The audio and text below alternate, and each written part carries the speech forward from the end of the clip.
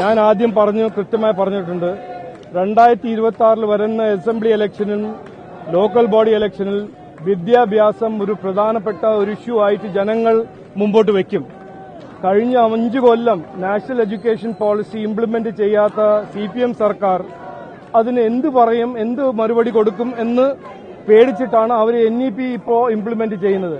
നോക്കൂ, ഈ CPIയും CPMന്റെ നാടകവും കോൺഗ്രസും CPMന്റെ നാടകവും നമ്മൾ എത്രയോ തവണ കണ്ടതാണ്. അപ്പോൾ അതിനെക്കുറിച്ച് എനിക്ക് കൂടുതൽ പറയാനൊന്നും എനിക്ക് ആഗ്രഹമില്ല, എനിക്ക് പറയാനും ഒന്നുമില്ല. NEP നമ്മുടെ കുട്ടികൾക്ക് നല്ലൊരു പോളിസിയാണ്. കാരണം അവർക്ക് അവരുടെ ഭാവിക്കും അവരുടെ അവസരങ്ങൾക്കും ഒരു ഏറ്റവും ഇൻഡിപെൻഡന്റ് ഇന്ത്യയിൽ ഏറ്റവും കൂടുതൽ ഒരു അവസരങ്ങൾ സൃഷ്ടിക്കുന്ന ഒരു നാഷണൽ എഡ്യൂക്കേഷൻ പോളിസിയാണ്. അതിന്റെ ഭാഗമായിരുന്നു ഞാൻ മന്ത്രിയാവുന്ന സമയം. അപ്പൊ എനിക്ക് ആ പോളിസിന്റെ ഗുണങ്ങൾ കൃത്യമായി അറിയാം. ഇവര് ചെയ്യുന്ന നാടകവും ഇതിനെക്കുറിച്ച് എനിക്ക് പറയാൻ ഒരു താല്പര്യമില്ല, ആഗ്രഹമില്ല. ഈ ശബരിമല വിഷയം മറച്ചു പിടിക്കാനാണോ ഇപ്പോൾ CPMഉം CPIയും തമ്മിലുള്ള ഈ ഒരു തർക്കം? നോക്കൂ, ഹൈക്കോർട്ട് അന്ന് ഗൂഢാലോചനയെ കുറിച്ച് പറഞ്ഞപ്പോൾ അന്ന് മുഖ്യമന്ത്രി എന്താണ് പറഞ്ഞത്? മുഖ്യമന്ത്രിന്റെ മൊത്തം സർക്കാരിന്റെ ഒരു തന്ത്രം അല്ലെങ്കിൽ ഒരു രീതി എന്ന് പറഞ്ഞാൽ മതി, അവർക്ക് ശ്രദ്ധ തിരിക്കാൻ, ജനങ്ങളുടെ ശ്രദ്ധ എങ്ങനെയെങ്കിലും തിരിക്കണം. അന്ന് ഹൈക്കോടതി പറഞ്ഞു ഇതൊരു ഗൂഢാലോചനയാണ്, ഇതിനൊരു അന്വേഷണം നടക്കണം എന്ന് പറഞ്ഞപ്പോൾ അന്ന് ഇറങ്ങി ബഹുമാനപ്പെട്ട മുഖ്യമന്ത്രി RSS, BJP, ബാവര്, ശബരിമല ശ്രദ്ധ തിരിക്കാൻ അവർ നോക്കുന്നു, അത് ശ്രമിക്കുന്നു. പക്ഷേ ജനങ്ങളുടെ ദേഷ്യവും ജനങ്ങളുടെ വേദന അദ്ദേഹം മനസ്സിലാക്കിയിട്ടില്ല. ഈ സന്ദേശം ജനങ്ങൾക്ക് എത്രയോ ദേഷ്യമുണ്ട്. ഞാൻ എയർപോർട്ടിൽ പോകുമ്പോഴും സ്റ്റേഷനിലും പോകുമ്പോൾ എന്നെ അറിയാത്ത ആൾക്കാർ എന്നെ കൈ പിടിച്ച് പറയുന്നു, മോനെ ഇത് വിടരുത്, ഇത് ഞങ്ങൾക്ക് ദേഷ്യം, നല്ല ദേഷ്യം, ഞങ്ങൾ വേദനിപ്പിക്കുന്ന ഒരു സാധനമാണ്. ശബരിമല ഒരു നിസ്സാര ചെറിയൊരു അമ്പലമൊന്നുമല്ല. എത്ര കോടിക്കണക്കിന് ജനങ്ങള് ഇന്ത്യ മൊത്തം അവിടുന്ന് വരുന്ന ഒരു അമ്പലമല്ലേ. അതിന്ന് 4.5 കിലോ സ്വർണം കൊള്ള ചെയ്യുന്നത് ഒരു ചെറിയ കാര്യമാണ്. നിങ്ങൾ വിഷയവും നിസ്സാര കാര്യമാണെന്നൊന്നും പറയരുത്. ഇത് മുഖ്യമന്ത്രി പറഞ്ഞെന്താണ്, ഇതൊരു വീഴ്ചയാണെന്ന്. ഇതെല്ലാം കേൾക്കുമ്പോ ഒരു കാമായ എനിക്കും ദേഷ്യം വരുന്നുണ്ട്. ഇങ്ങനെയാണോ ശ്രദ്ധ തിരിക്കാൻ, ഇങ്ങനെയാണോ ജനങ്ങളെ വിഡ്ഢിയാക്കുന്നത്? ഇത് അദ്ദേഹം 2015 എന്ത് പറഞ്ഞു? പ്രതിബദ്ധത ഉണ്ടാവണം, സർക്കാരിലുണ്ടെങ്കിൽ പ്രതിബദ്ധത ഉണ്ടാവണം, ഉത്തരവാദിത്വം ഉണ്ടാവണം. ഒരു അഴിമതി എന്തെങ്കിലും നടന്നാൽ ശകലം ഉളുപ്പുണ്ടെങ്കിൽ രാജിവെക്കണം. ആര് പറഞ്ഞു? പണ്ട് കാലത്ത് ഒരു പ്രതിപക്ഷ നേതാവായ പിണറായി വിജയനാണ് പറഞ്ഞത്. അപ്പൊ മുഖ്യമന്ത്രിയാവുമ്പോ ഉളുപ്പുമില്ല, പ്രതിബദ്ധതയുമില്ല, ഉത്തരവാദിത്വമില്ല. ഇതാണോ അവര് ഒരു പുതിയൊരു രീതി? ഇതല്ല വേണ്ടത്.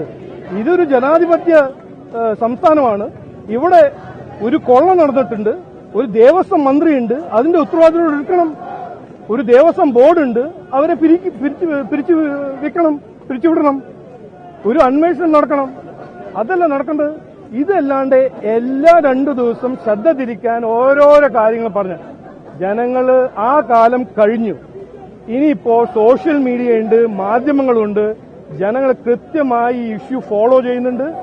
ഇതിന് നീതി കിട്ടുന്നവരെ, അത് നീതി എന്ന് പറഞ്ഞാൽ ഈ പോറ്റി കീറ്റി എന്നല്ല, ഇത് എങ്ങനെ നടന്നു, ആരുടെ സഹായം, സർക്കാരിൽ ആരാണ് ഇതിനെ സഹായിച്ചത്, ആരാണ് ഇതിനെ എനേബിൾ ചെയ്തത്, ഇതെല്ലാം കൃത്യമായി അന്വേഷിച്ച് പിടിക്കണം.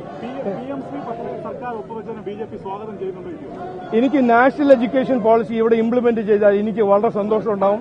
ഞാൻ ആദ്യം പറഞ്ഞിട്ടുണ്ട്, ഇന്നും പറയുന്നു.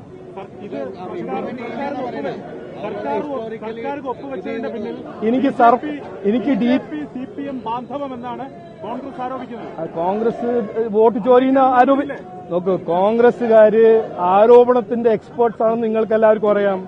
ഇതുപോലെ തന്നെ നിങ്ങൾ എല്ലാവരും ഒരു ദിവസം എന്നോട് വന്ന് ചോദിച്ചല്ലോ, രാഹുൽ ഗാന്ധി വോട്ട് ചോരി പറയുന്നു, സുരേഷ് ഗോപിയിൽ തൃശ്ശൂരിൽ വോട്ട് ചോരി നടന്നു. ഇതെല്ലാം നിങ്ങൾ കണ്ടു പഠിച്ചിട്ടില്ലേ? എന്തിനാണ് ഇനിയും കോൺഗ്രസ് പറഞ്ഞതെല്ലാം കേൾക്കുന്നത്? അവരുടെ രാഷ്ട്രീയം എന്ന് പറയാൻ നുണയുടെ രാഷ്ട്രീയമാണ്, ജനങ്ങളെ വിഡ്ഢിയാക്കുന്ന രാഷ്ട്രീയമാണ്. രാഹുൽ ഗാന്ധി 2014 മുതൽ ഇന്ന് ചെയ്യുന്നത് എന്താണ്?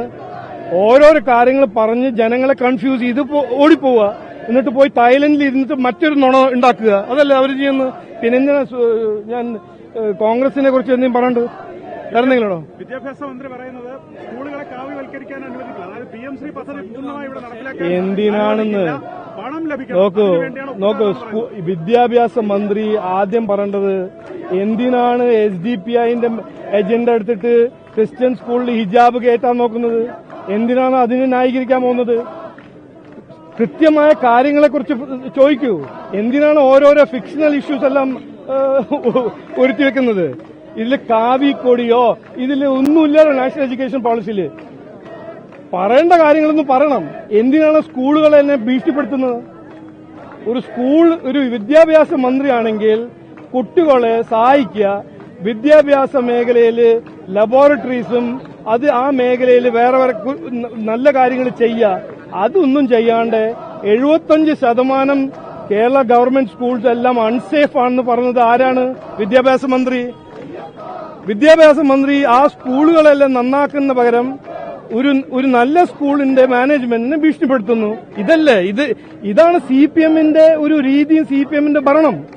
ഇതിന് മതിയായി, ജനങ്ങൾക്ക് മതി. നമസ്കാരം.